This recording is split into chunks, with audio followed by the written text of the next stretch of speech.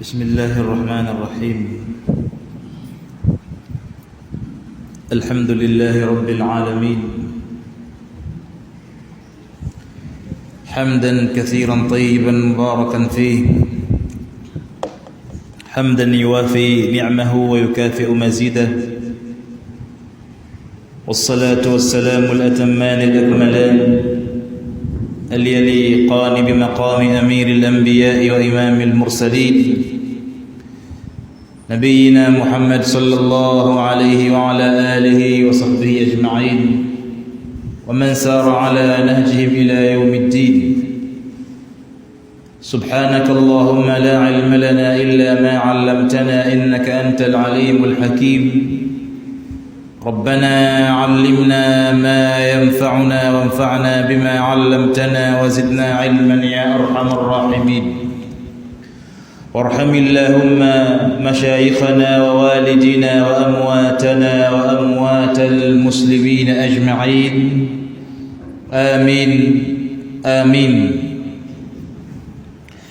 Tukiwa tunaendelea na ta'liq ya kitab القواعد والأصول الجامعة والفروق والتقاسيم البديعة النافعة، جاء الإمام الشيخ فقيه الهنبلي عبد الرحمن بن ناصر السعدي رحمه الله تعالى رحمة واسعة. Tuko katika mlango wa kutaja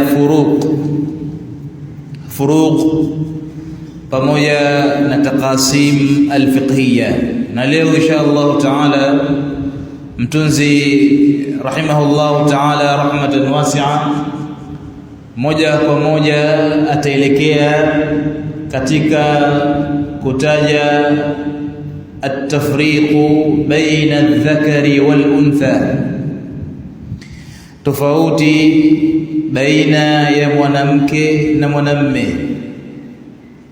Yani sheria ya Kiislamu utofauti wake baina ya mwanamke na mwanamme uko wapi? Wapi mwanamke na mwanamme wanakuwa sawa katika sheria, na wapi mwanamke na mwanamme wanatofautiana katika sheria? Mtunzi rahimahullah taala moja kwa moja akaanza na yale maeneo ambayo wanakuwa tofauti. Qala wa min al-furuq as-sahiha, na miongoni mwa tofauti ambazo ni sahihi, at-tafriqu baina adh-dhakari wal-untha, ni pale wanavyoni rahimahumullah ta'ala walipotofautisha baina ya mwanamke na mwanamme. Na asli ya tofauti hii ni kauli yake Allah subhanahu wa ta'ala aliposema walaysa adh-dhakaru kal-untha, na mwanamke sio sawa sawa na mwanamme. Hadha min haythu al-khilqa, hii ni kwa mujibu wa maumbile walioumbwa nayo mwanamke na mwanamme. Walaysa adh-dhakaru kal-untha, mwanamke sio kama mwanamme. Wa hadha ajma'a alayhi al-ulama rahimahumullah ta'ala, katika hili wanavyuoni rahimahumullah ta'ala wamekubaliana ya kwamba mwanamke ni tofauti na mwanamme. Wa ajma'a alayhi al-uqala, na jambo hili wamekubaliana wenye akili. Wa ajma'a alayhi 'ammatun nas, na wakakubaliana watu wote ya kwamba mwanamke na mwanamme ni tofauti min haythu al-khilqa, kwa mujibu wa maumbile. Qala, mtunzi akasema, lakini sheria ya Kiislamu inatofautisha kuanzia wapi au kwenye sehemu gani? Mathalan, tuliwahi kutaja ya kwamba yughsalu baulul jariya, mkojo wa mtoto mchanga wa kike unakoshwa. Wa yursha min baulil ghulam, na mtoto mchanga wa kiume mkojo wake unarashiwa maji, haukoshwi kama unavyokoshwa mkojo wa mtoto mchanga wa kike. Qala, mtunzi akasema, fi ijabi aljum'a, kwanza katika kuwajibika Ijumaa, wal jamaa, na katika kuwajibika sala ya jamaa. Haya yote yanawajibika kwa mwanamume, si kwa mwanamke. Aljumaa, sala ya Ijumaa, wal jamaa, na sala ya jamaa. Na Allah subhanahu wa ta'ala kama anavyosema ndani ya Qur'anul Karim, fi buyutin adhina Allahu an turfa'a wa yudhkara fiha ismuhu, mpaka aliposema Allah subhanahu wa ta'ala, rijalun la tulhihim tijaratun wala bay'un an dhikrillah. Adhina Allahu an turfa'a, ya kwamba Allah subhanahu wa ta'ala ametoa idhni ya kwamba awe anatajwa na awe anaabudiwa. Mbele akasema rijalun kwa maana ya wanaume, la tulhihim tijaratun wala bay'un an dhikrillah, hakuna kinachowashughulisha wao chengine kutokana na biashara au mambo mengine inapofika muda wa kumtaja Allah, bi maana muda wa sala. Kwa hivyo sala za jamaa na sala za Ijumaa ni wajibu kwa wanaume, sio kwa wanawake. Wal jihad albadani, na jihadi ya kiwiliwili. Hapa mtunzi rahimahullahu ta'ala aliposema jihadun badaniyun, inaashiria kwamba jihadi ziko tofauti na ziko aina nyingi. Kuna aljihadu allisani, jihadi ya ulimi, nayo ni kubainisha haki na batil. Hii ni wajibu kwa mwanamke na mwanamume. Wa jihadun qalbiyun, na jihadi ya moyo, nayo ni kuchukia mambo yote ambayo Allah subhanahu wa ta'ala hayapendi. Wa hadha wajibun ala ar-rijali wan nisa, na hii ni wajibu kwa wanaume na wanawake. Wa hunaka jihadun badaniyun, jihadi ya kiwiliwili ambayo ameitaja hapa Mtume sallallahu alayhi wasallam. Na hii ni jihadi ambayo kama alivyosema mtunzi hapa, ala dhukuri duna al-inath, hii ni wajib kwa wanaume, sio kwa wanawake. Ala dhukuri duna al-inath, ni kwa wanaume na wala sio kwa wanawake. Bimaana wale wote ambao wanawapeleka wanawake katika maeneo ya jihad au wanawatoa katika mapigano, laisu ala sawa, hawako katika msimamo wa sawa, kwa sababu wanaikhalif sheria ya Allah subhanahu wa ta'ala. Wanawake wa masahaba radhiyallahu anhum waliwahi kumtuma Asma binti Abi Yazid radhiyallahu anha kwenda kuzungumza na Mtume Muhammad sallallahu alayhi wasallam ya kwamba wanawake na wao waruhusiwe kupigana jihadun badaniyun. Faqala an-nabiy sallallahu alayhi wasallam, Mtume akasema, inna ta'atakunna liazwajikunna, hakika ya kuwatii waume zenu, wa baqiyatakunna, na kubakia kwenu, fi buyutikunna, katika majumba yenu, afdalu min jihad fi sabilillah, afdalu min aljihad fi sabilillah, hilo ni bora zaidi kwenu nyinyi kuliko kupigana katika njia ya Allah subhanahu wa ta'ala. Idhan huna, hapa inabatilika butlan kwa wale ambao wanawatoa wanawake na wanawapeleka katika maeneo ya jihad, walaysu ala sawa, na aslan hawako katika sawa. Hilo jambo la ngapi tumetaja ambalo tofauti baina wake na wanaume? La tatu. Jambo la nne, mtunzi anasema wa fi tasnifil mirath, na katika kugawa unusu ya mirathi. Inajulikana ya kwamba Allah anasema yusikumullahu fi auladikum lidhakari mithlu haddil unthayayn. Allah subhanahu wa ta'ala anataka mwanamume arithi sawa sawa na wanawake wawili. Hadha ma'lum, hili linajulikana ya kwamba bora, yani mwanamume anakuwa bora katika urithi kuliko mwanamke. Hivi ndivyo Allah subhanahu wa ta'ala alivyogawa katika mirathi. Lakini sisi leo mathalan ikhwa, tuko katika zama ambazo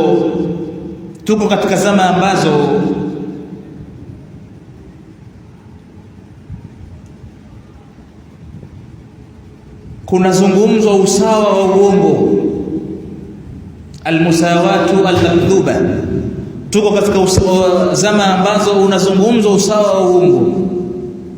Sisi tuko katika zama ambazo mwanamke wa Kiislamu anaweza akagaiwa mirathi Kiislamu na asikubali, kwa kuwa kuna mahakama ambazo yeye anaweza akaapili na akataka gawio lake liwe kwa mfumo usiokuwa wa Kiislamu. Na haya yametokezea kwa sababu tuko katika zama ambazo tunajaribu kulinganiwa ya kwamba wanawake na wao wako sawa sawa na wanaume katika mtazamo mmoja au mwingine. Lakini kumbe usawa huu kama tutauangalia kwa ndani zaidi, tutakuja kukuta kwamba wanawake hawawi sawa sawa na wanaume kwa mtazamo wowote utakaokuwa. Waliojaribu kumweka sawa mwanamke na mwanamume ambao ni wazungu, tumeona ya kwamba wamefikia hali ambayo sio kumweka sawa mwanamke na mwanamume tu, bali wakamweka sawa mwanamke pamoja na mnyama. Sahihi? Alaysa kadhalika ya Rifat? Jambo liko hivyo ya kwamba kachukuliwa mwanamke, kavuliwa nguo, akawa sawa sawa na mnyama, na pengine anaweza kaonekana kwamba yuko katika maendeleo wakadha. Kwa hivyo kumweka sawa mwanamke na mwanamume hawajaishia katika urithi peke yake, bali wakaenda mpaka katika maeneo ya kuivunja heshima ya mwanamke. Mtunzi anasema jambo la tano ad-diya. Katika masala ya diya, nafikiri katika baadhi ya chapa za vitabu imekuja ad-dina, lakini hili ni kosa la chapa. As-sahih ad-diyatu ni masala ya diya, na masala ya diya tumeyazungumza kwa upana sana wakati tukisoma katika al-qawaid. Tukasema kwamba diya ni ile mali inayolipwa kwa ajili ya kulipa mauaji ya mtu aliyeua, na mwanamke hatoi sawa sawa na mwanamume kama tulivyotangulia. Wal aqiqa, na masala ya aqiqa.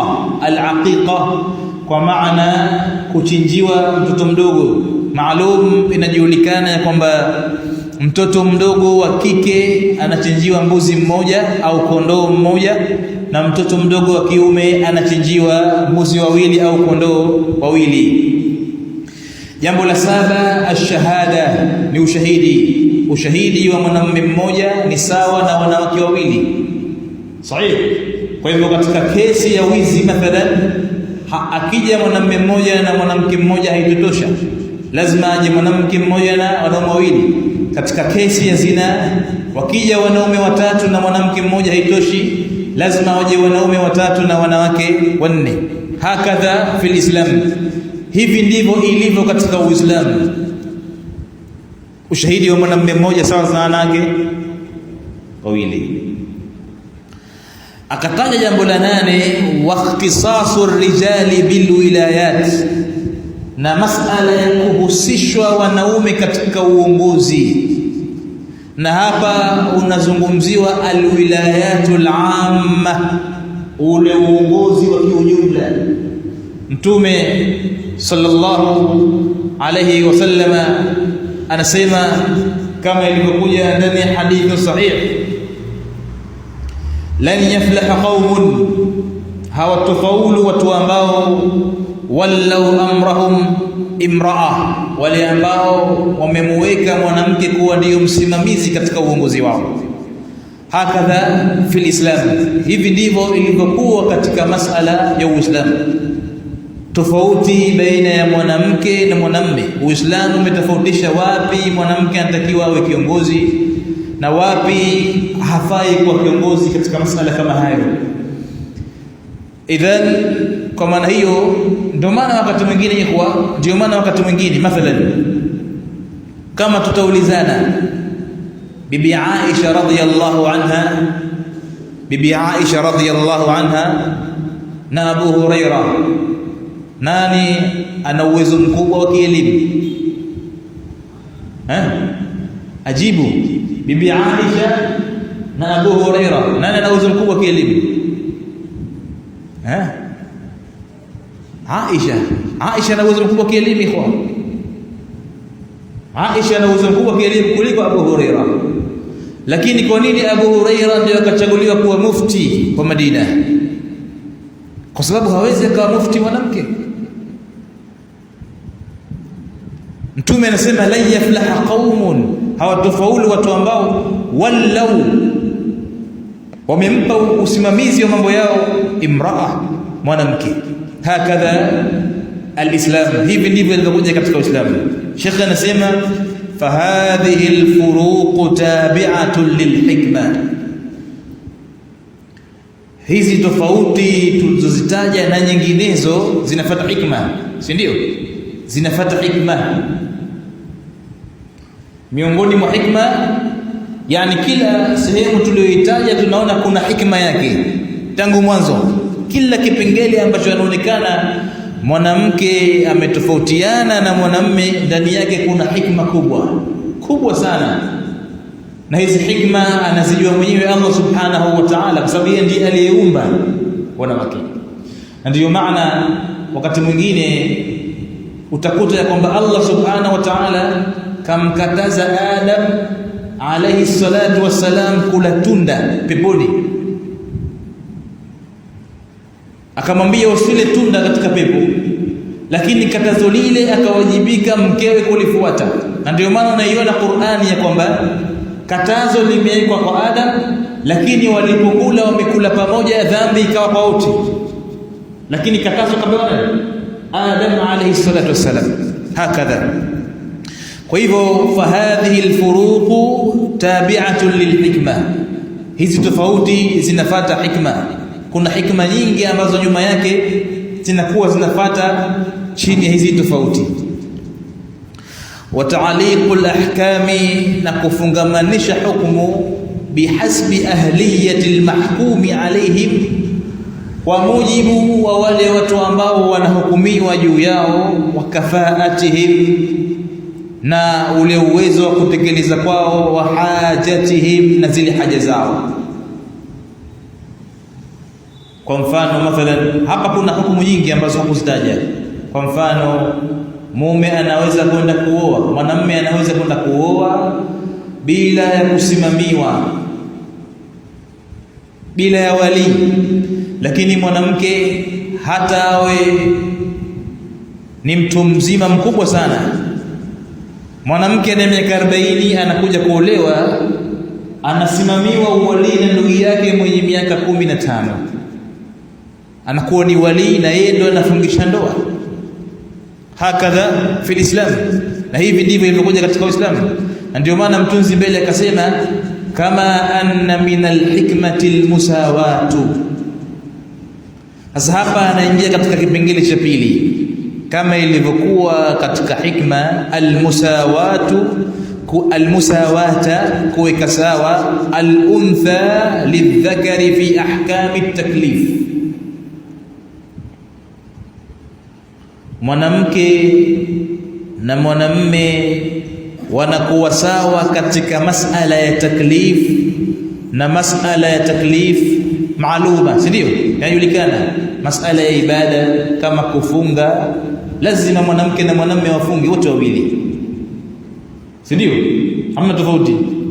Fi sala, katika sala lazima wasali. Fi haji, katika haji lazima waende kuhiji. Fi zaka, lazima watoe zaka. Kwa hivyo katika masala taklifia, masala ambayo wote wamelazimishwa kuyafanya, wanakuwa sawa. Hapa katika sheria hakuna tofauti, isipokuwa tu kuna baadhi ya sura zinatofautiana. Kwa mfano katika sala, mwanamume anavyosali tofauti na mwanamke ala sahih. Anafaa mwanamume kuswali kichwa wazi, lakini mwanamke hatosali kichwa wazi.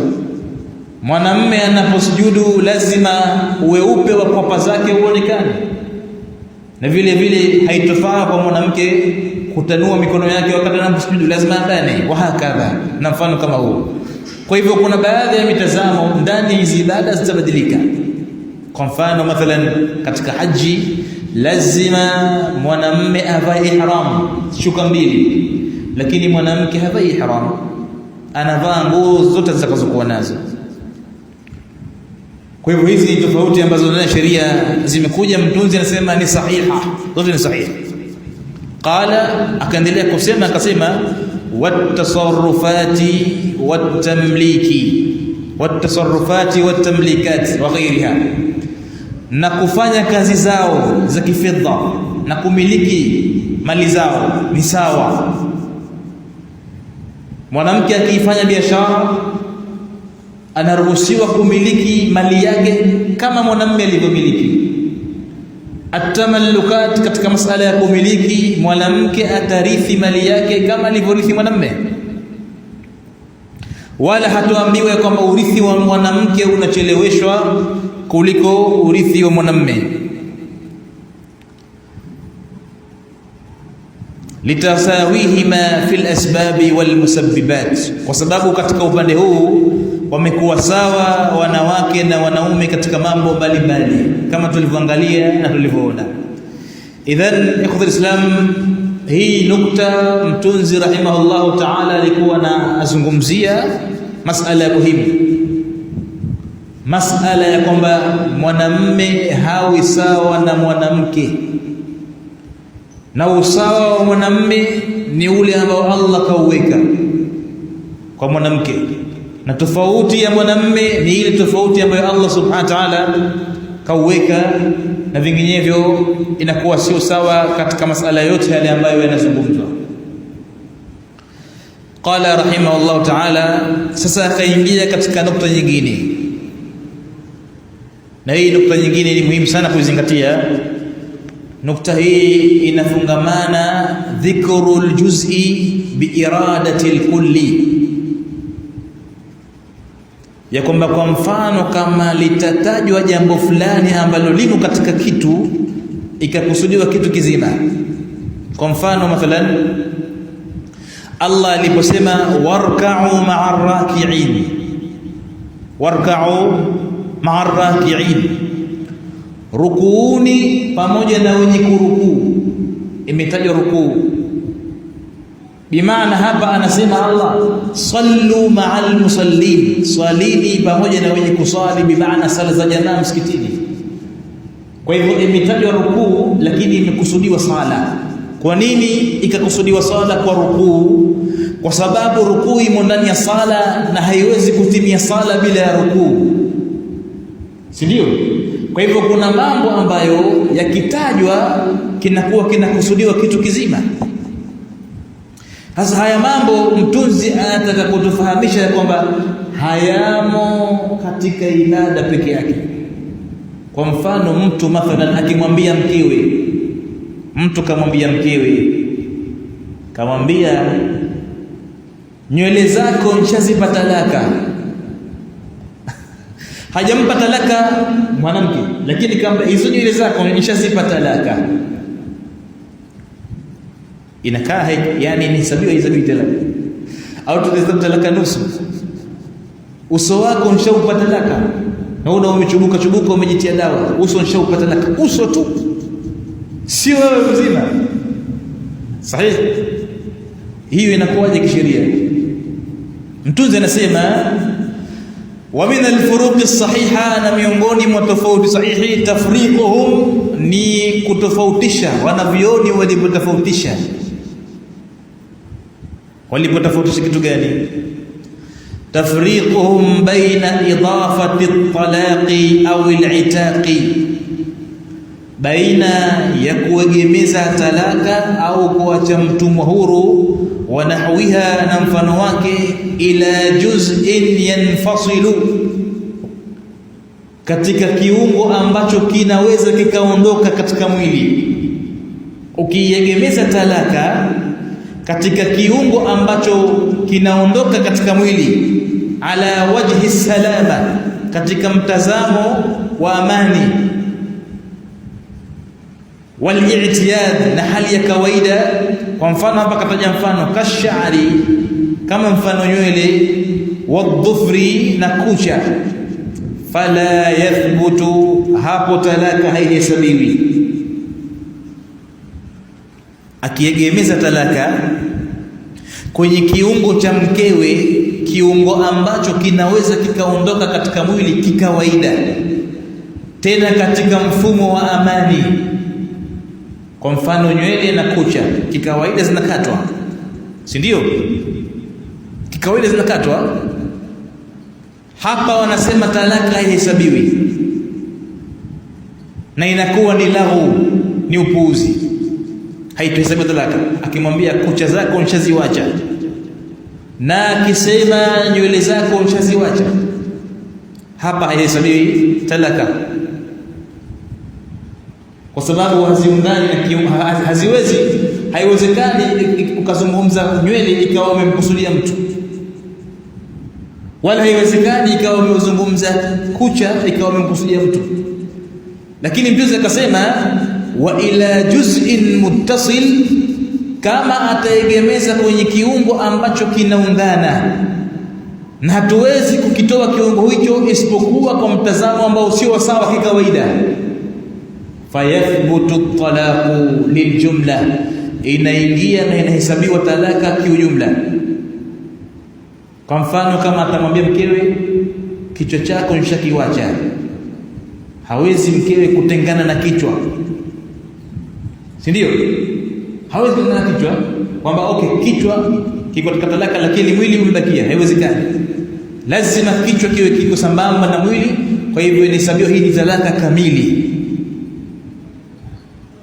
Kwa mfano akimwambia mkewe kichwa chako nishakiwacha, au uso wako nishauacha, au mfano wa masuala kama hayo, kama tulivyozungumza hapo, fayathbutu liljumla, masuala hayo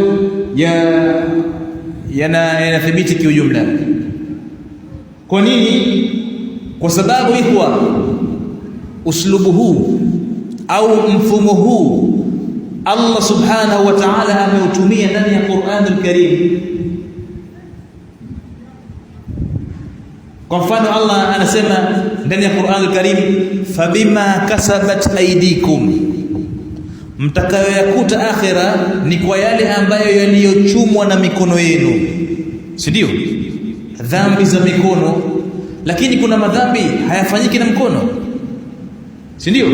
Mbona hapa Allah kataja mkono, lakini kuna madhambi ya macho, ya mdomo, ya miguu, ya utupu, kuna madhambi mbalimbali, lakini Allah akataja madhambi ya mikono ya kwamba ndio anawakilisha madhambi yote mtakayoyakuta akhira.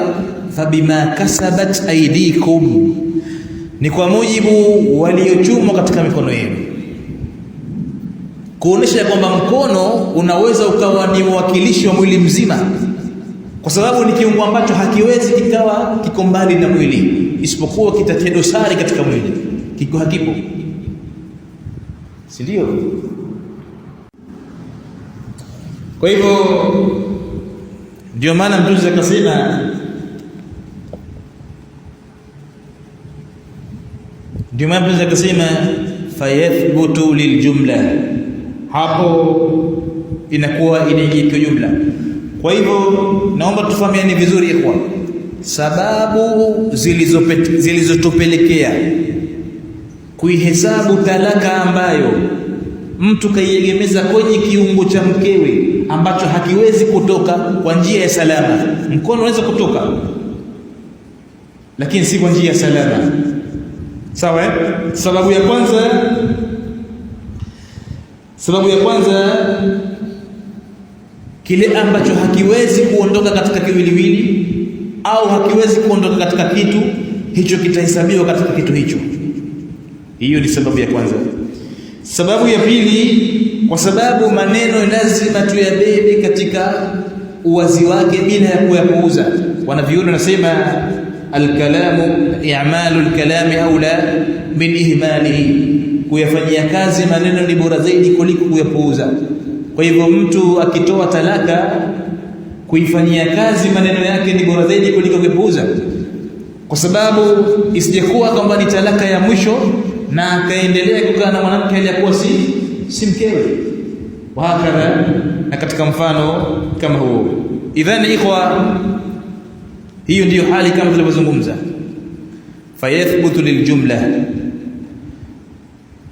Fayathbutu liljumlati kulliha wala yataba'ad.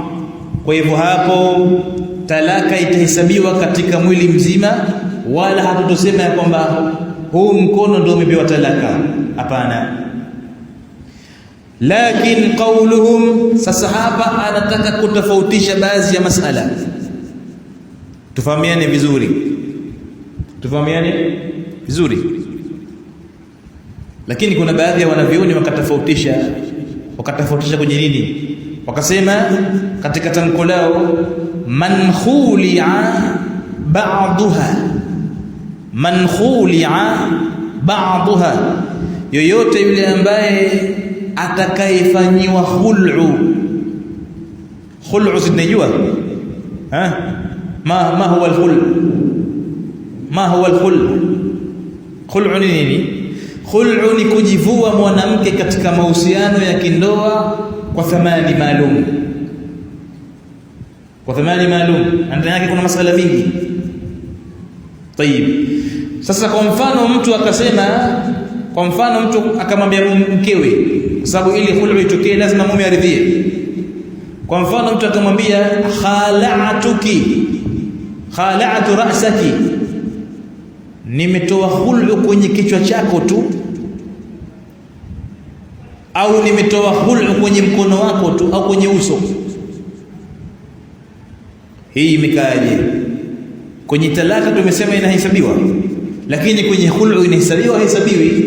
Sheikh anasema, baadhi ya wanavyuoni wanasema man khuli'a ba'daha wa juz'un minha lam yasih al-khul'u, khul'u haihesabiwi. Wakasema hivyo. Sheikh anasema hiyo ni tamko la dhaifun sahih. Hii dhaif, sio sawa. Kama tulivyohesabu kwenye talaka tutahesabu kwenye khul'u. Wanavyuoni ambao waliojaribu kutofautisha baina ya khul'u na baina ya talaka wanasema kwa sababu lianna al-khul'a faskhun, kwa sababu khul'u ni kuvunja ndoa, sio kwa mfumo wa talaka. Talaka maana yake mwanamke anapewa nafasi na mwanamume anapewa nafasi katika eda, akataka kumrudia. Lakini je, baada ya khul'u anaweza kumrudia? Haya ni masala aslan na mختلفiana wanavyuoni ta'ala. Hal al-khul'u fas'un au talaq? Je, khul'u ni fasakhi au ni talaka? Je, mwanamke akipewa khul'u anakaa eda hataida? Mwanamke akifanya khul'u anaweza kurudiwa na mumewe, hawezi kurudia mumewe?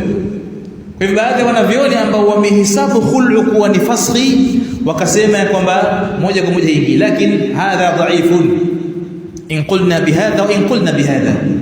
Ikiwa tutasema kauli hii au tutasema kauli nyingine, hadha dhaifun, hii ni dhaif. Sawa?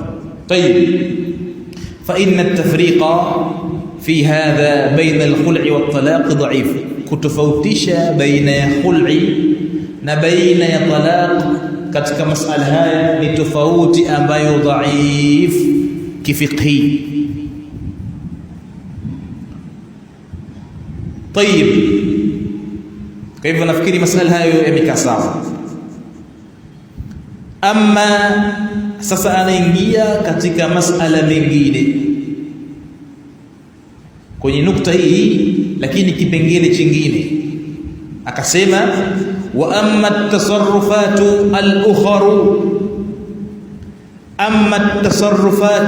al-ukhra ama katika mambo mengine. Hapa anaikusudia mikataba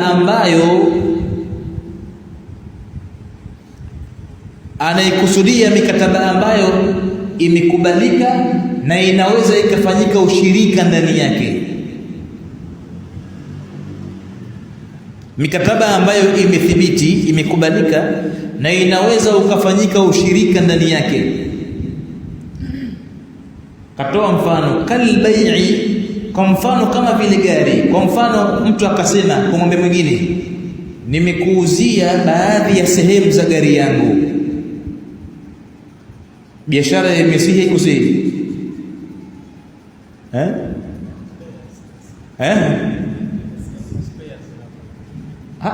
kama ni spare, kama nikamwambia bwana toa hiyo oili iliyokuwemo ndani na kuuzia wewe hiyo oili, au pengine kaamua kumuuzia, yani kamwambia na kuuzia baadhi ya sehemu za gari yangu, biashara imesihi kwa mujibu wa maneno ya mtunzi, biashara imesihi. Kwa hivyo yeye akasema basi mimi nataka rim, nipe rim tu mimi. Rim kiasi gani? 800,000, 900,000. Basi akampa rim, ni sehemu katika sehemu ya gari, si ndio? Huu ni mkataba ambao umethibiti, unakubali ushirika. Kwa mfano mathalan akamwambia na daldala yangu na kuuzia upande wa kulia wa viti vya daldala, upande wa kushoto nabaki mwenyewe. Kwa hivyo abiria watakaokaa kulia watalipa nauli, na nauli hiyo utachukua wewe. Abiria watakaokaa upande wa kushoto, nauli hiyo nitachukua mimi. Yasihi wala la yasihi? Inajuzu haijuzu ikhwa? Inajuzu kwa sababu huu ni mkataba ambao unakubali ushirika. Hapa tutajua faida ya kuzungumza katika definition ile kitu ambacho kinakubali ushirika. Ndoa ni mkataba ambao haukubali ushirika. Hawezi mtu akamwambia na kuozesha nusu ya binti yangu, haiwezekani. Lazima amuozeshe binti yake mzima, si ndio? Kwa sababu ndoa ni mkataba nakubali, lakini sio mkataba ambao unaokubali ushirika. Kwa hivyo ndoa haimo hapa. Tayeb, qala, ndio maana akasema wa amma tasarrufatu al-ukhra, ama mambo mengine kalbai'i, kama vile biashara tumezungumza, wal ijara, au kukodisha. Akamwambia mtu na kukodisha chumba katika nyumba yangu, inafaa na atachukua kodi. Washarikat, na katika kampuni pengine akamwambia kwamba tunashirikiana katika jambo fulani katika kampuni yangu, itafaa. Wal waqfu, na katika waqfu akasema kwamba sehemu fulani katika shamba langu naliweka waqfu, yajuz, inajuzu. Wal hibatu, na vile vile hiba maana yake ni zawadi au ni kitu ambacho kimetolewa hali ya kuwa mtu yuko katika afya sahihi. Nimempa mtu simu, nimemwambia nakugaia wewe simu, inaangaliwa mimi afya yangu ikoje. Ikiwa afya yangu ni sahihi, hii tutaita hiba. Hiba ni zawadi iliyotolewa au ni kima cha thamani kilichotolewa na mtoaji hali ya kuwa yuko katika afya iliyokuwa sahihi. Wanahwiha, na mfano wake katika masala hayo. Fayasihu tabi'idha, inajuzu kuyafanyia ubaadhi au quluha, na kule kutokezea kwake ala baadhi shay duna baqiyatihi, inajuzu kugawa baadhi ya vitu kinyume na vitu vingine. Wallahu aalam, na Allah anajua. Sawa. Kwa mfano mtu anaweza akamkodisha ng'ombe, kwamba mimi namkodisha ng'ombe katika maziwa tu, na kukodisha ng'ombe wangu, lakini kwenye sehemu ya maziwa tu. Unaweza ukakama maziwa kwa mwezi au kwa wiki au kwa siku kwa thamani fulani, sio inajuzu. kwa sababu mfumo huu wa mkataba unakubali ushirika. Naam, katika nukta hiyo nafikiri ni nukta muhimu sana. Katika vipengele hivyo ambavyo viwili tumevizungumza, au katika nukta hizo mbili tulizozungumza, kuna swali lolote? Naam, في سؤال؟ نعم شيخ منذر.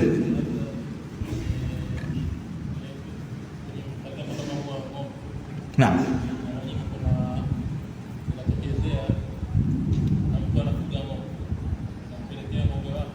نعم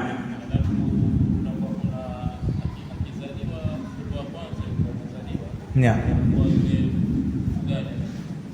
anakuwa ni wake. Naam. Naam.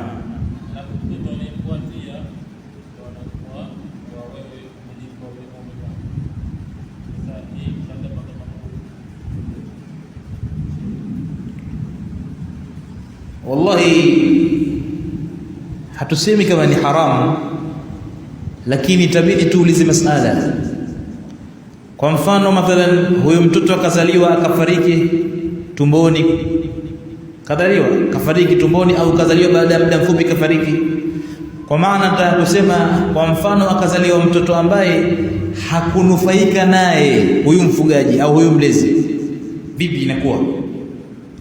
Hakubali, atataka mtoto mwingine au vipi?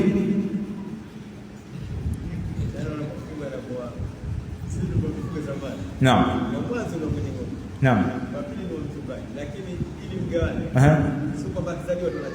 Naam. Mpaka anakuta mwanzo anaendelea kuwepo na kwa sababu mkubwa anaendelea kwa pili mpaka kiakishwa na mamake ndio mnagawana. Kwa hiyo mkubwa na mkubwa mwenyewe ng'ombe wa pili anachukua mkubwa. Baada ya kufuata wa mwanzo ni wako wa pili. Kwa hivyo inahesabiwa baada ya yule ng'ombe kisha kuwa mwenye kujitegemea. Katika mfumo huo inasihi. Katika mfumo huo inasihi. Lakini katika mfumo ambao tumetaja mwanzo, kwa mfano aseme tu mtoto wa mwanzo wangu, la haisihi. Kwa sababu tutakuwa tumekiuza kitu ambacho, yani tumekiweka katika mkataba kitu ambacho hakipo. Hilo la kwanza. Unless iwe katika hali ambayo ni katika mfumo wa sadaka, sio katika mfumo wa biashara. Kwa mfano huyu mwenye kufuga akisema, hata kama hujakubali kunigaia mimi nimeridhika, bimaana kule wewe kumgaia yule mtoto wa mwanzo au kutokumgaia hakuvunji ule muamala wenu, sawa? Kwa sababu ikija katika mfumo wa kibiashara ya kwamba mimi, au katika mfumo wa kodi na kufugia ng'ombe wako, lakini mtoto wa kwanza wangu, bimaana ikija katika sura kama ni kodi unalilipa kwa mtoto wa kwanza, hapa maana yake itakuwa malipo yameegemezwa katika kitu ambacho hakijulikani, na hii haifai kisheria. Unless ya kwamba yule mtoto awe kishakuwa mkubwa na wanagawana. Hasa hapo tutaanza swali jingine, ikiwa ng'ombe hajapata mtoto, sawa? Wewe Sheikh Uthman ulisema ushawahi kufanya hiyo, nafanya vipi? Ng'ombe hakuzaa anambadilishia kwa mwingine. Maana yule umefuga mpaka kafikia muda wa kuzaa. Kwa hiyo ile ng'ombe ni tasa. Azai. Kama mnamuuza yule mnanunua mwingine ambaye atakuwa anazaa, au yeye kama ana wengine atakuwa mwingine yule atamuuza. Wallahi.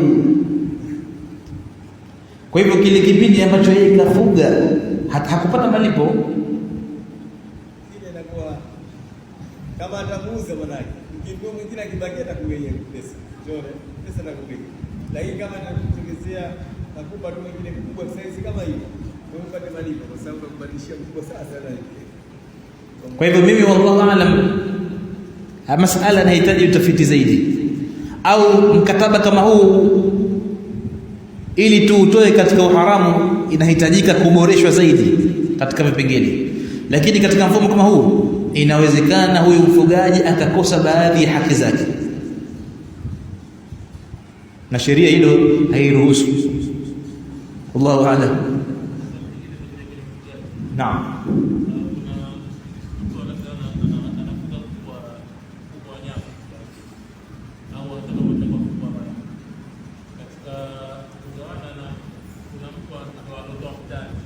Ndio mudharib. Naam. Naam. Naam.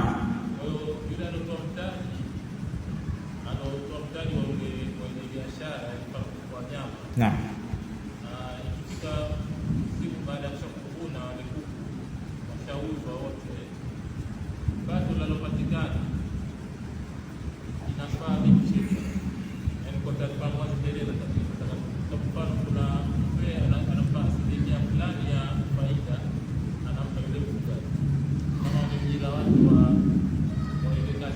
Mimi wallahi sio tatizo katika mfumo kama huu ya kwamba mmoja anatoa mtaji mwingine anafanya kazi, ni katika makubaliano yao watakapokubaliana ya kwamba bwana, mimi mtaji natoa, lakini wewe utachukua asilimia fulani ya mafao. Hamna tatizo inshallah, makubaliano haya tatizo hapa. Allahu a'lam. Naam. Rifet.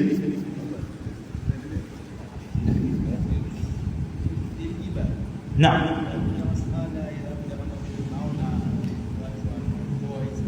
Masala ya hiba yatakuja zaidi katika hiyo, maana hapo kahusia, lakini kipengele cha chini ndio atataja kwa upana zaidi. Kwa mfano, mtu yuko katika kitanda anahofiwa kufariki pale, akaamua kutoa zawadi pale katika maradhi ambayo daktari ashaona kwamba huyu dakika yoyote anaweza kufariki pale, akitoa zawadi katika mali yake inahesabiwa vipi? Masala yatakuja inshallah taala. Naam. Naam. Tayeb, ama kutoa figo mafi mushkila, mafi mushkila hapa kwenye khulu hapa ndio ndio swali kwenye khulu. Naam. Naam. Sasa ikatokea mtu akaambia mke wake, naam, kwamba akamwegemezea mfano talaka sio khulu kwenye kuegemeza ile talaka, naam, akamwegemezea kwenye nywele, naam, inabidi mwanamke lazima ziondoshe au anaweza kubaliana au kama kuja talaka haihesabiwi aslan, hata kama hajaondosha haihesabiwi aslan, haihesabiwi kwa sababu ni lahu, wanasema ni lahu, ni kama amezungumza maneno ya upuuzi. Ni sawa sawa na mwanamke kumwambia mwanamume na kuona sawa sawa na baba yangu. Haya ni maneno ya kipuzi, hayawezi kuvunja ndoa, si ndio? Tofauti na mwanamume kumwambia mkewe na kuona sawa sawa na mama yangu, hii inakuwa ni dhihar. Lakini mwanamke akimwambia mwanamume, la, hadha lahu, huu ni upuuzi. Naam.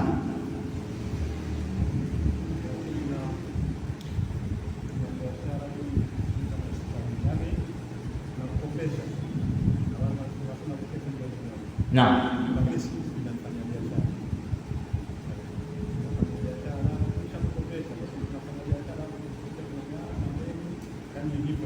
Sijafahamu.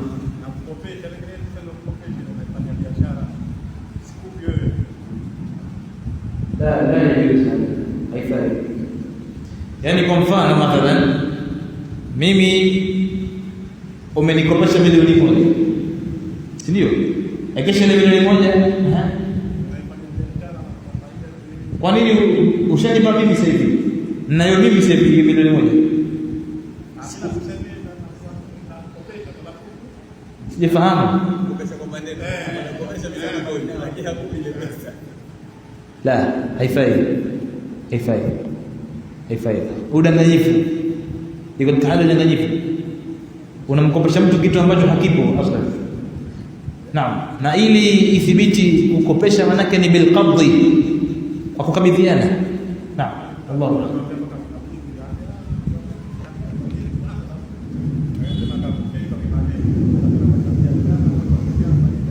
لا هذا لا يجوز، hiyo haifai. Naam. Naam. Ujifahamu vizuri.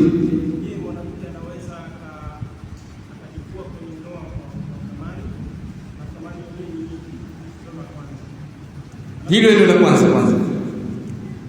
Khul'u ikhwa ni mhadhara mrefu sana, ni topic kubwa, kuna vipengele ndani yake vingi zaidi ya vipengele 40 kwenye masala ya khul'u. Lakini kiufupi, khul'u ni kujivua kutoka katika ndoa. Mwanamke ajivue kutoka katika ndoa kwa ridhaa ya mumewe, kwa thamani ambayo mwanamke anaitoa. Sawa sawa. Je, anaweza kujitoa bila ridhaa ya mume?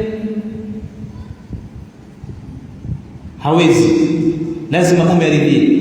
Ilipotokezea wakati wa Mtume masala haya, Mtume sallallahu alayhi wasallam akamwita mwanamume kwanza, masahaba wawili, Thabit ibn Qais yeye na mkewe radhiyallahu anhuma. Mkewe alikuwa hamtaki tena mumewe, kenda kalalamika kwa Mtume sallallahu alayhi wasallam, si ndio? Mtume sallallahu alayhi wasallam akamrudisha yule mwanamke kwake, alihisi kama shetani anamchezea. Akaja tena Mtume sallallahu alayhi wasallam akamwita Thabit ibn Qais, akamwambia mkeo anasema kitu kadha kadha kadha kadha. Mtume sallallahu Thabit ibn Qais akakubali, kama hataki basi sawa. Mtume sallallahu alayhi wasallam akamuuliza mwanamke, uko tayari kutoa kumrudishia mahari yake? Mwanamke akasema yuko tayari, akamrudishia. Na alikuwa si mahari madogo, ni shamba. Kwa hivyo inaonyesha kwamba Mtume kahukumu kurudishwa mahari, lakini wallahu aalam, wanaviona nasema ikiwa yatapita makubaliano baina ya mke na mume, kwa chochote kitakachotolewa inasihi, inafaa.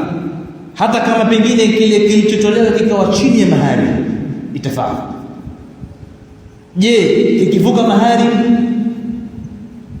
inafaa kivuke mahari au hakifai kuvuka mahari?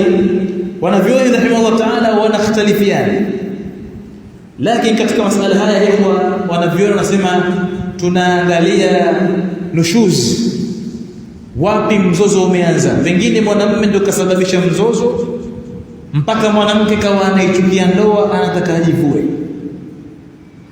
Sawa. Kuna baadhi ya masala yanakuwa yanapelekea mpaka mume hapati kitu,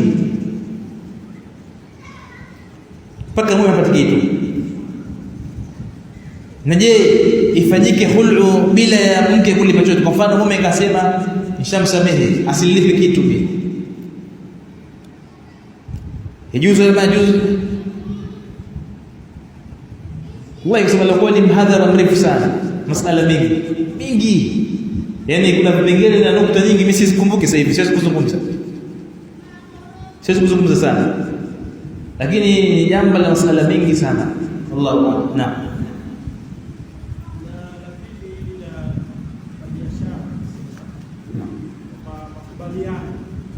Naam. Sasa mtu anasema anakubali kutoa kiungo chake cha ndani ya mwili kwa ajili ya thamani fulani, inafaa. Pengine yameambiwa kwamba atoe figo atalipwa kiasi fulani cha mali, kubali kwake yeye